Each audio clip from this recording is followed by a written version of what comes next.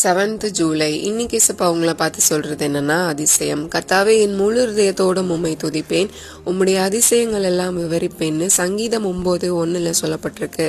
நம்ம வாழ்க்கையில தேவனை முழு இருதயத்தோட உண்மையான தாகத்தோட தேடுறோமா, துதிக்கிறோமா? ஏனோ தானோன்னு கடமைக்கு கத்திர தேடுற ஒரு கூட்டமா நம்ம இருக்கக்கூடாது. எவ்வளவு பெரிய ஜீவனுள்ள தேவனை ஆராதிக்கிறோம் அப்படிங்கறத உணர்ந்து கவன சிதறல்கள் இல்லாம பயபக்தியோட அவரை துதிக்கணும். நம்ம வாழ்க்கையில தேவன் நிறைய அதிசயங்களை செஞ்சிருப்பாரு, நன்மைகளை தந்திருப்பாரு. ஆனா அதெல்லாம் மறந்தவர்களா அவரோட சமூகத்துல போய் நம்ம நிக்க கூடாது. எல்லாவற்றையும் சொல்லி நன்றி செலுத்தணும். அதற்கு நன்றி உள்ளவர்களா இருக்கணும். தேவன் எனக்கு எதுவுமே செய்யல அப்படின்னு புலம்பக்கூடாது. தேவன் என் வாழ்க்கையில எவ்வளவு நன்மைகளை செஞ்சிருக்காரு, அப்ப இதையும் செய்வாரு அப்படின்னு முழுசா நம்பணும்.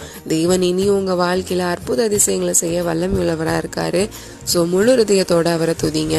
By Taj of Sharon. Have a fantastic day.